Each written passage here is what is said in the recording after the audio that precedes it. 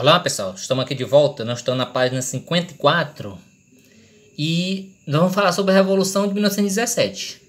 Na realidade são duas revoluções, né? Uma é em fevereiro e outra em outubro. Uma liderada pelos mencheviques e a outra pelos bolcheviques, tá certo? Então fiquem atentos. Certo, olha aqui ó. Em fevereiro de 1917, os russos ansiavam pela paz. E a situação se tornava-se insustentável para o czar. Soldados desertando, falta de alimentos, empobrecimento da população.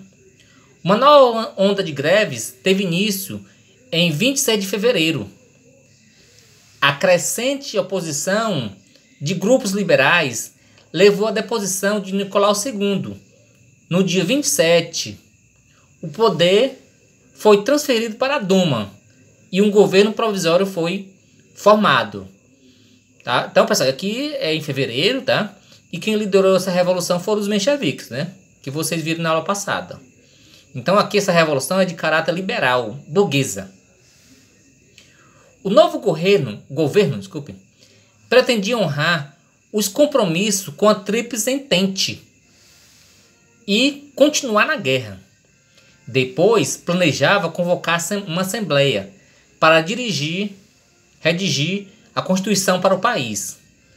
Mas uma outra instituição, disputando o poder político, formalmente exercido pela Duma, surgiu na antiga cidade de São Petersburgo, quando operários e soldados elegeram seus representantes e formaram, sob a liderança de Leon Trotsky, os soviéticos de São Petrogrado.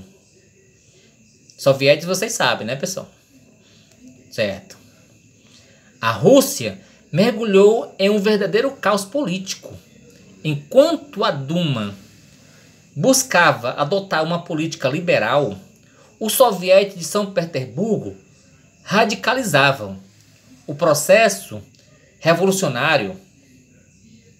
Levantes populares se multiplicavam, operários reivindicavam melhores condições de vida e de trabalho, camponeses exigiam terras, soldados clamavam pelo fim da guerra. Alguns dos povos que formavam o antigo império queriam autonomia. O líder bolchevique Lenin, que se encontrava exilado na Europa Ocidental, retornou a Petrogrado em abril de 1917, defendendo a palavra de ordem. Todo o poder aos soviéticos. Lenin almejava o fim do governo provisório e instituições de uma nova forma de poder. Aos poucos, os soviéticos russos adotavam a proposta dos bolcheviques, conservando, porém, sua autonomia política. O governo provisório de Alexandre Kerensky não conseguiu atender às reivindicações populares. Os exércitos russos sofriam derrotas humilhantes. Os campos de batalha. Os soviéticos se multiplicavam nas cidades. As rebeliões se multiplicavam no campo. Aproveitando desse cenário, os bolcheviques procuravam viabilizar seu projeto revolucionário entre os soviéticos. Aqui está uma foto da época, pessoal. Aí, ó. Certo, vamos virar a página. Então, pessoal, estou na página 105 e vamos falar agora do ato final, tá? Então, dois grupos estão em confronto, tá? A Duma, poder formal, e os soviéticos, que são a organização de operários, soldados e camponeses, tá? Olha aqui, ó. O segundo semestre de 1917, uma nova onda de levantes populares eclodiu na Rússia. Os munjuques passaram a tomar as terras dos grandes proprietários, distribuindo entre os de maneira igualitária. Os soldados, em sua maioria de origem camponesa, abandonaram as frentes de batalha para participar na mobilização no campo. em várias regiões do Império, assembleias se formaram para reivindicar a independência política de alguns povos que o integravam. Também nas cidades eclodiram novas greves operárias e formaram um novo sovietes. A partir do soviete de Petrogrado e do seu comitê militar revolucionário, na noite de 24 de outubro, os bolcheviques ocuparam lugares estratégicos da cidade e invadiram o Palácio de Inverno. A Revolução Russa foi considerada vitoriosa no dia 25 de outubro de 1917. A insurreição bolchevique ocorreu no dia anterior ao segundo congresso dos sovietes.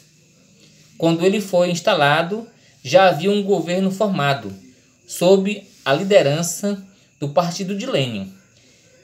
Embora os bolcheviques representassem uma minoria no conjunto das forças revolucionárias, os soviéticos aceitaram a formação desse governo, que contou com a participação de outros grupos de esquerda, como os sociais revolucionários.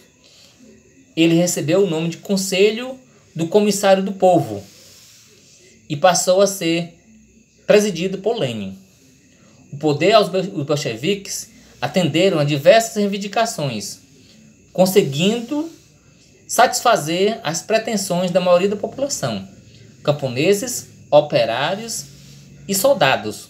Por meio de decretos, reconheceram o direito dos camponeses à terra, dos operários nas fábricas e dos diversos povos não russos que haviam sido incorporados pelo antigo império. Então, pessoal, aqui nós vimos o desfecho, né, da Revolução de Outubro, liderado pelos bolcheviques. Aqui nós vimos que vários grupos que participaram da Revolução de Outubro, os bolcheviques, que é um partido organizado, eles eram minoria, tá? Mas eles, como se diz, conseguiram mobilizar os outros grupos, como os sovietes, tá? Os soldados, os operários e outros. Aqui, ó, nesse pequeno texto, aqui ele fala que os bolcheviques e os sovietes ocuparam, né, o palácio e tomaram o poder.